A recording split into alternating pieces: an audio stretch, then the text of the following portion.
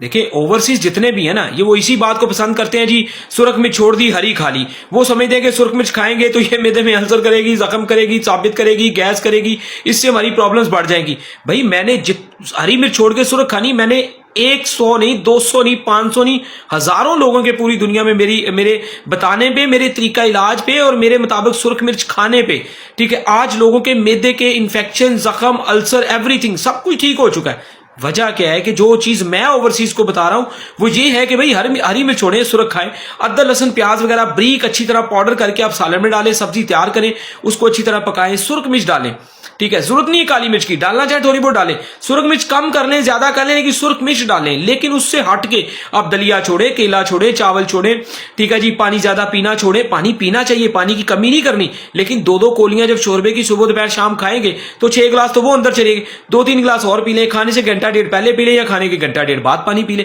आपकी जिंदगी आसान हो जाएगी, आपका मैदा काम करने लग जाएगा। ये अभी दवाई लेना ना लेना बहुत दूर की बात है, सिर्फ इस बात पे अमल करके देखें, आप लोगों की जिंदगियां ठीक हो जाएंगी। सुरख मिर्च में हांडी बनाएं, खाएं, ठीक है, रोटी शोरबे में अच्छी तरह नबो के नरम करके खाएं,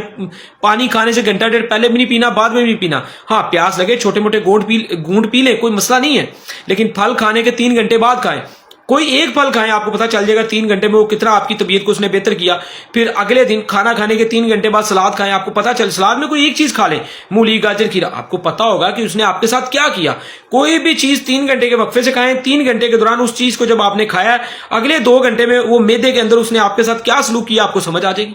और जब सुर्ख मिर्च का इस्तेमाल करेंगे आप परफेक्ट हो जाएंगे। लेकिन सुर्ख मिर्च के बाद एसिडिटी ज़ाबियत तब बढ़ती है जब आप ऊपर से दूध पी लेते हैं, आप केला खा लेते हैं, आप चावल खा लेते हैं, आप पानी ज्यादा पी लेते हैं, फिर वो डकार ज़ाबियत बन के जब वो सुर्ख मिर्च ऊपर को आएगी तो वो आपके लिए तकलीफ का बायस बनेगी। जिस मैदे में हीट होती है उसमें हर चीज पक के हजम हो जाती है, ठीक है जी। हीट में, हरारत में मैदा ठीक होता है तो फिर जिगर, गुर्दे, पित्ता, मसाना, ये जितने पुर्जे हैं इनकी जो वर्किंग है, इनका जो काम है वो अफाल हो जाता है, यानी कि वो अपने काम को खुद सर अंजाम देते हैं। फिर पित्ते को पता होता है उसने कितना जहर मैदे में गिराना है, जिगर ने उसी को, जिगर के थ्रू पित्ते ने कितना जहर अपना गिराना है, खाना हजम होना है, और लुबलुब ने कितनी शक्कर यानी कि शुगर को हजम करना है। और इसी तरह फिर आपकी जो मैदे की वर्किंग है, इसी तरह गुर्दों का जो काम है वो जितने एसिड, तजाबियत, फासिद मादे हैं वो यूरिन के रास्ते जिस्म से खारिज करता है, जितना जरूरत है उतना बॉडी में वो रोकता है। यानी कि इन पुर्जों का अपना जो काम है वो प्रॉपर वर्किंग में आ जाता है। ये खुद आपकी बॉडी को मेंटेन करता है इन्फेक्शंस को निकालने के लिए, और जो तंदुरुस्ती वाली चीजें चाहिए बॉडी में उन्हें रोकता है, और दिमाग के ऑर्डर से ये सारे काम हो रहे होते हैं।